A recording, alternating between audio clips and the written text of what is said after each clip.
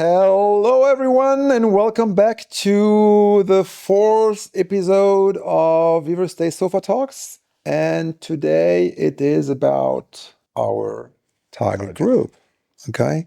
Which is very important, actually, because we think this is one of our USPs, okay? One of the main criteria in which Vivere Stays is different than other revenue management providers in the market.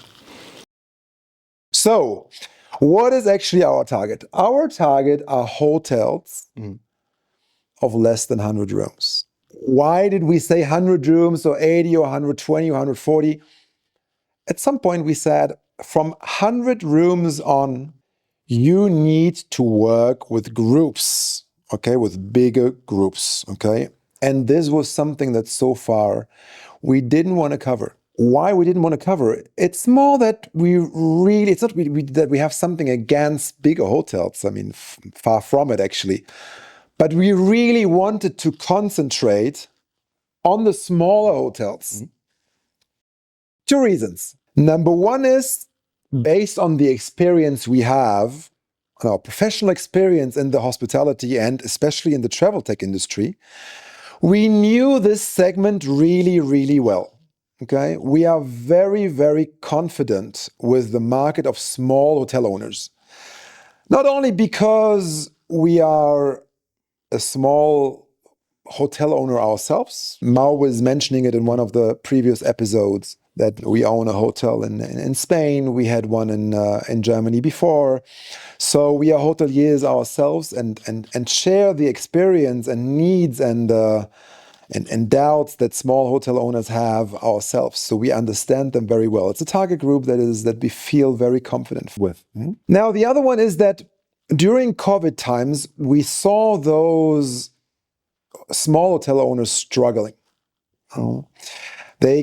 We saw them already before COVID struggling because they came a lot under pressure from bigger hotel chains over the last 10 years, because those bigger hotel chains who had bigger concepts. So there are certain chains who said, with less than 80 rooms, I'm not opening a hotel, less than 150 rooms. So they had bigger concepts, and most of the time, it was impossible for them to go into the city centers of the cities because there was not enough space.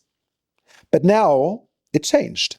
Not just the supermarkets came up with smaller concepts for the city centers, but also the hotel chains. And the small independent hotel owners get a lot under pressure. So we said we need to help them because we love those small hotels, those cozy hotels that still have the soul, where you wake up in the morning and you know that you are in Madrid, you know that you are in Berlin, because they're different. Because they're different, because of the atmosphere, because of the owner, because of the personal treatment. Mao and I, we both have been working for international corporations. We have been traveling a lot. And we both felt while traveling that sometimes we were waking up in the morning in some five-star hotel and we didn't know where we were. It could have been anywhere. Could have been Tokyo, could have been Buenos Aires. The soul was missing. Luxury was there, but the soul was missing. And private treatment was missing as well. So that's the reason why we said the market is there, and the market of small and mid-sized hotels is huge. What are those special needs that those hotels have? And I would say Mao starts a little bit talking about Spain, and then afterwards I might be talking a little bit about Germany, because I think that there are things that those both markets have in common, but that are very, very different in Germany. So if you want to share a little bit your view about Spain.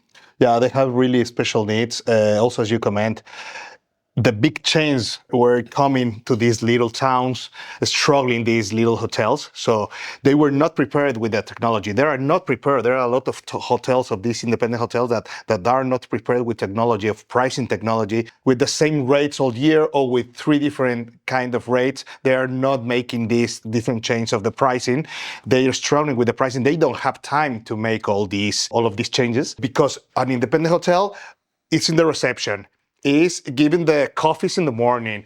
Sometimes they are cleaning all the rooms. So they don't have time to make all these pricing changes. They don't have the studies to make it, no? They don't have Preparation, the preparation the to make all education. these changes, no? So they're struggling with the revenue, the ADR, the things that we measure every day with our dynamic pricing tool. So we saw these needs, we make these changes for them, and we help them to have more time for different stuff that they concentrate. Like the first one is to be the face of the hotel, but behind them they have Vivere Stays covering these pricing techniques to make them more profitable or to have more revenue in these times. No, so also the visibility. We know how to make the OTAs give them more visibility to be the ones on the first time to be the reservation or at the best price. No, so I think that there are these special needs that we are improving for them. Toby. Cool. So the two words that will always come up over and over again is really, like Mao just mentioned it, time and revenue increase. Okay, so those are the two main objectives of our pricing technology, is to de-hassle the daily routine of our hotel owners, of our beloved hotel owners, and at the same time, obviously, increase the revenue. Okay, there is one very important point that is very different between Spain and Germany. It's about the labor market. You know? While the labor market is still pretty flexible in Spain and it is not too complicated to find good team members, it became an absolute nightmare in Germany. Okay, there are more than 2 million open jobs in Germany. All the companies are dramatically looking for talent, and so does the travel industry. So do all hospitality providers, and so obviously also do the hotels. While the bigger hotel chains, thanks to their branding, to their reputation, have it a little bit easier to recruit talent, it becomes very, very difficult for smaller hotels. So if Mao said it's not a problem of resources in Spain, but it's a problem of background and education now, and they don't know how to approach this problem of managing revenue, right, and pricing. And he said about like stable rates, and sometimes it's not only about stable rates, it's also about that they give a room that has the view over the bay, you know, exactly the same price than the room that is looking to the highway. So it's like the general approach towards pricing is not being taken care of. And in Germany, I think it's very similar. But even though the conscience is there and the hotel owner would like to take care of it, he doesn't find the resource for it because the resource is not available on the market. Because there are just not enough revenue managers and talented revenue managers that are available. Then comes another point. If, and I think this is a point that is very similar in Spain and in Germany, the hotel finds the right resource, let's keep in mind that this resource has holidays, that this resource cannot work, or it's more difficult at night. It's more difficult that there is no downtime for medical reasons, the weekends. All this obviously is not the case with Vivere Stays.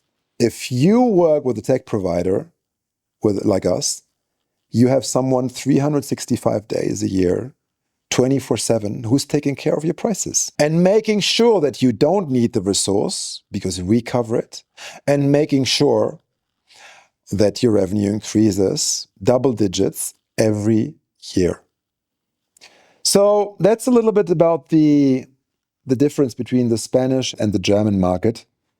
Now, sometimes people ask us, okay, fine. Now, what is if the hotels are bigger than 100 rooms? Can they still get in touch with you? Of course they can. Of course they can. We're still going to sit down, okay? I think the pricing tag still compatible, and we figure out how we can still find a good solution for them, okay?